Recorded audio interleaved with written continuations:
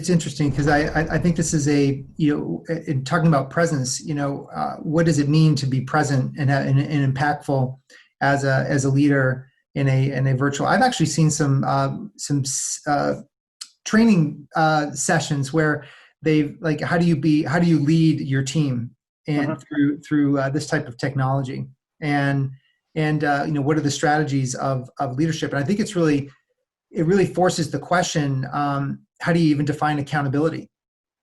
Yeah, that's a good point. Like, what does it mean to be accountable for your job? Like, how do you know that at 5 o'clock you've actually done a good job for the day? And it really defines at a top level. Are you being clear enough with your people such that they actually know what the heck they need to do by the 5 o'clock? So yeah. It forces clarity. It does. And, it forces you to be a lot more clear than probably you've ever been, even in an email, or, we at MedSource use Microsoft Teams for our internal chat system.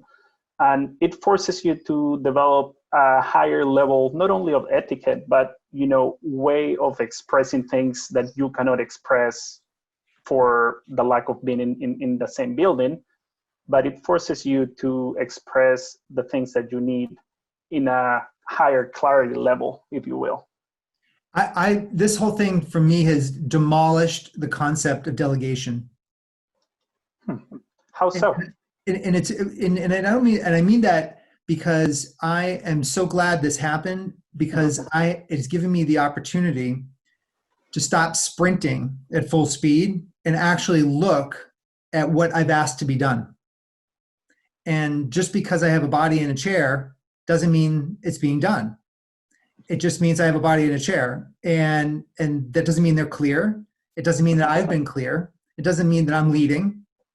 So it's put full accountability on me.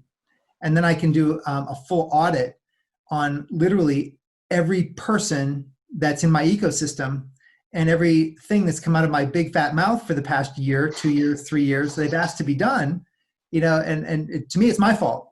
If there is something wrong, it's my fault. But I love this opportunity to sit, and I love how do you influence, these are really important questions. Like, how do I influence?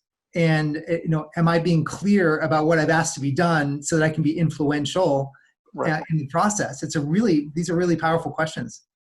Yeah. And, on the same hand, during this time, you're mentioning that you went from sprinting to, taking a little more time to really reassess and reanalyze some of the things that you had in place. And for me, it's been like a really great time to actually work on new solutions. And because of the time it almost felt like I had additional time, to be honest, being here at home. I mean, there were some of those.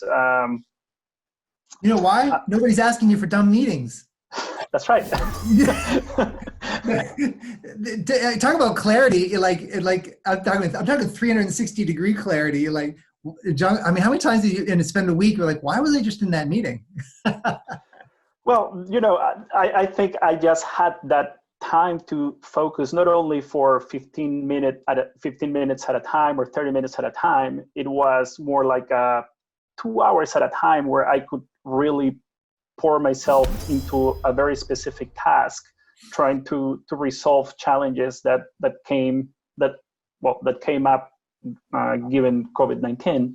So I was just able to really release a couple solutions in a span of a month, which I think it would have taken me at least 6 months or 8 months in a regular standard week or day.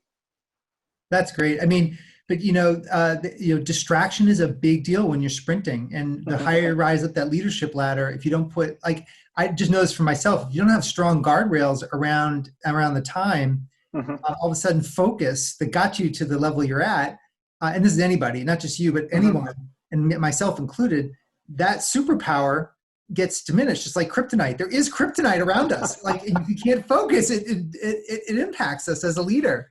It's like, kryptonite does exist. It's a real thing.